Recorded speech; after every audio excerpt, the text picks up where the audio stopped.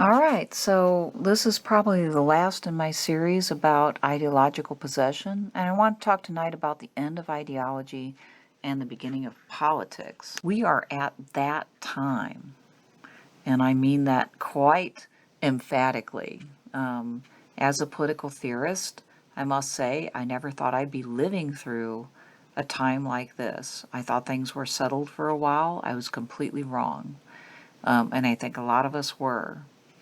Our political systems are obviously malfunctioning on a massive scale and in various spots around the world.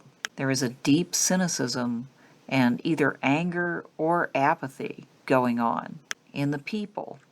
Anger when people embrace notions of blame, or even a larger problem, apathy when people just check out and decide that the whole political scene is not worth paying any attention to, a sort of nihilism.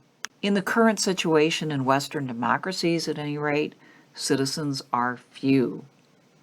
We have become massified, and by that I mean we have been turned from the mentality of the individual to the mentality of the mass, both by big government and by corporate power. I don't know, I've probably harped on this enough, but we have been sold a bill of goods for decades about how government is going to become smaller and more efficient and shrink and give us more individual freedom and economic freedom. But people need to notice that hasn't happened. In fact, the opposite has happened. We have become massified by big, overbearing government that is hand in hand with corporate power.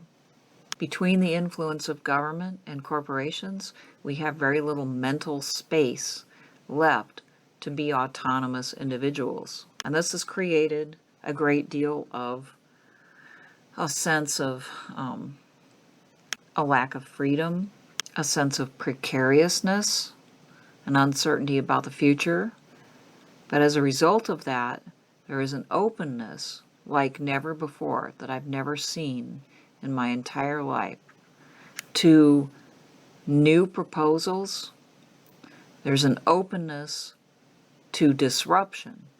What I mean by that is there's much more tolerance to disruption. People are taking disruption as a regular course of life, something that is always going to be with us rather than an anomaly. This is bad, but it's also good. It's good in the sense that openness brings the possibility of something better as well as something worse. So the question really before us today is, will we embrace out of neoliberalism another secular religion? The contenders are, I think, democratic socialism and ethno-nationalism, or the fourth political theory. That's a term used by both Alain de Benoit and Alexander Dugin, as probably others as well, to describe a sort of new ethno-nationalism that emphasizes ethnicity and community, but does not embrace racism, according to the theory. Shall we go for another secular religion is the question I want to pose based on the context of this series. Or do we want to enter into individuation, the Jungian concept, in which we grow up and we become our own possessors, understanding our flaws and our weaknesses and our shadows, and owning them so we don't have to project them upon others and upon ideas that ultimately do us harm. One thing we've hopefully learned is that ideology enters when politics exit. Aristotle defined the citizen in this way. He said, what constitutes a citizen is clear from these considerations. We now say that one who shares in deliberative and judicial authority is a citizen of the state in which he holds that authority. In other words, to engage in politics, you must have citizens capable of deliberation and judgment.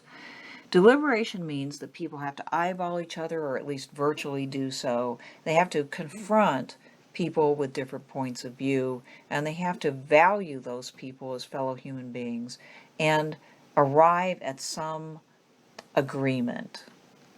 That is politics. Not imposing your will upon others and not tolerating any sort of disagreement. Judgment means taking responsibility for the legislation and the execution of the laws as partly, as an individual, one of the authors of those laws. To think of judgment in this way is sobering.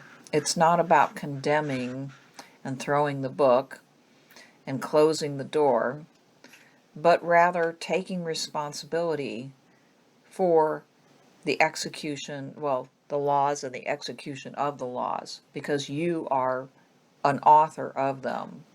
Contrast what Aristotle says about citizenship with what Hitler said about the masses. He said in Mein Kampf, "The great majority of a nation is so feminine in its character and outlook that its thought and conduct are ruled by sentiment rather than by sober reasoning. This sentiment, however, is not complex, but simple and consistent. It is not highly differentiated, but has only the negative and positive notions of love and hatred, right and wrong, truth and falsehood." In other words, the majority or the masses were susceptible to the leadership of somebody like Hitler. Hitler would be the masculine force, and the people would be the feminine receptacle. It could be shaped in any way he wanted.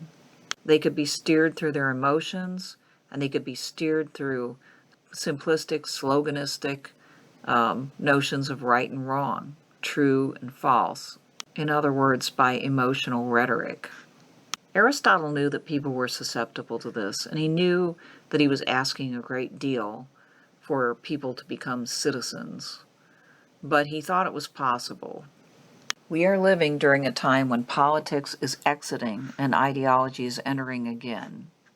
Few people are capable or willing to engage in politics as Aristotle defined it. And if they are not able to do so, then they will basically be in the position of the feminine masses defined by Hitler. Politics, rightly understood, is resistance to ideological possession. It eschews ideology. It denies the possibility of the one answer that will answer all questions and will solve all problems. There probably is no such thing, at least in this lifetime. Remember, Jung basically reasons that the problem with ideology is that it immortalizes the eschaton. It brings heaven to earth. It promises something that can't be done here and now. So we have to give up that one answer if we're going to enter into politics. Politics, rightly understood, wishes to understand and redeem the past. It treats the past kindly. The past is full of mistakes and full of disasters. And we need to understand all that. And we need to understand it in the context of justice. What we don't want to do is look at all of the past as Karl Marx looked at it, or Hitler looked at it, as basically a long march with lots of casualties towards this wonderful future. It's also the past the way the neoliberals look at it. History is a slaughter bench, right? That results in the end of history. That is not the political way of understanding the past. Politics, rightly understood, sees the past as a story of imperfection and vulnerability and wishes and hopes and dreams. Something for us to learn from, but full of individual human beings that were just as valuable and precious as we are, or the future human beings will be. Ideologies look at history as basically just fodder, as data, and the people who lived in those times were little more than fuel chewed up by the machine that will eventually spit out some perfect future. We can't look at people from the past or the present in that way anymore. Politics, rightly understood, holds that the present, then, is more important than the future for the same reason.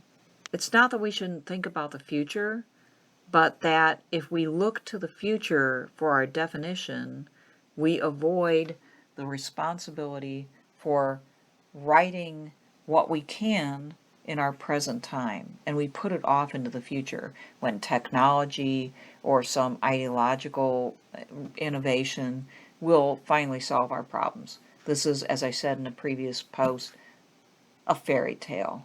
Politics, rightly understood, does not promise more than it can deliver. You can be cautious of anybody who promises you a grand scheme that is going to be better than all the other ones that came before it, that finally gets it right. We've never gotten it right, and we probably never will.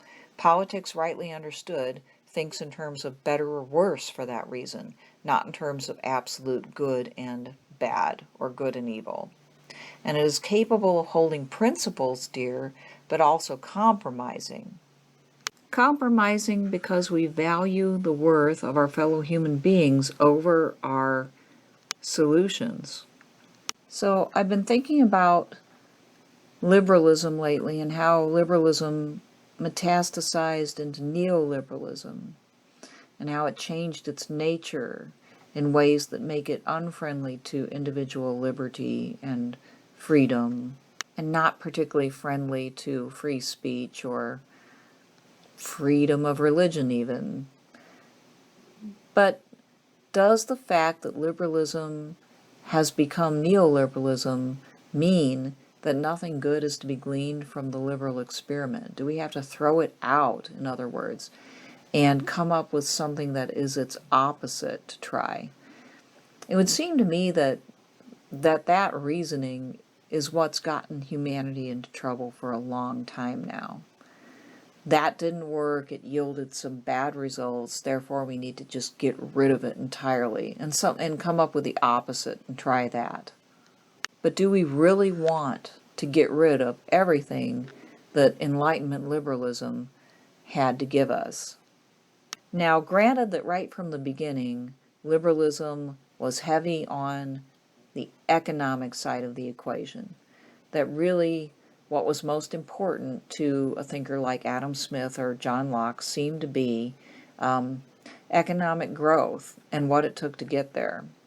But in and among those ideas, there was this notion of the worth and the value of the individual beyond his or her economic value. Somewhere along the way, that got devalued. But this is an essential contribution of liberalism. Liberalism's mistake was in making the individual's absolute primacy the most important ideological commitment. And it backfired. As Tocqueville wrote about in Democracy in America, this primacy and right of the individual in its extreme form basically eroded community to the point of obliterating the individual's sense of worth and power. And in such, it kind of pulled the rug out from under people and left them vulnerable to,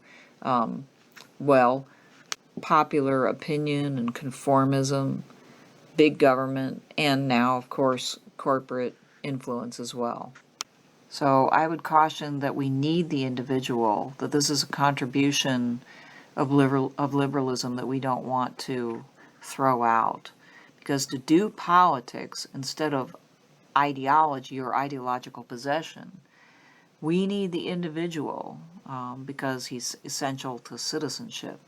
Jung talked about individuation, right? Individuation is coming into being of somebody who is not ruled by social influence, tradition, etc., but can think for himself, understands himself enough to know how not to be moved unless he wants to be. This is what's key to citizenship.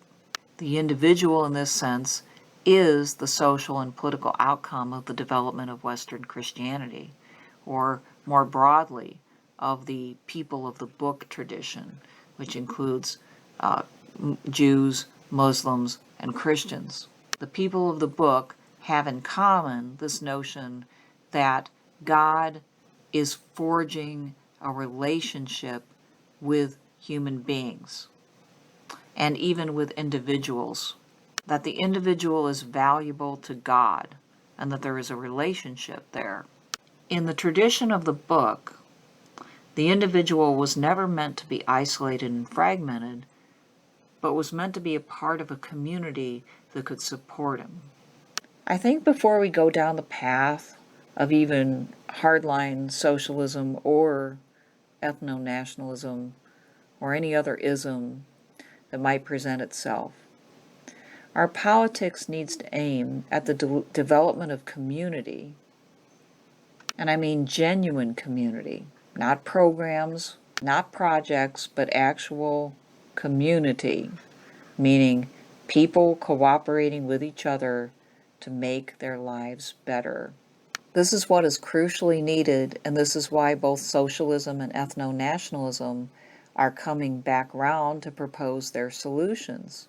But the underlying message of all that is that people do need community in order to correct our journey into neoliberal massification. What we are living through right now is, at the very least, a great rejection and a great rebellion to that massification. And there needs to be a sober and rational answer to it.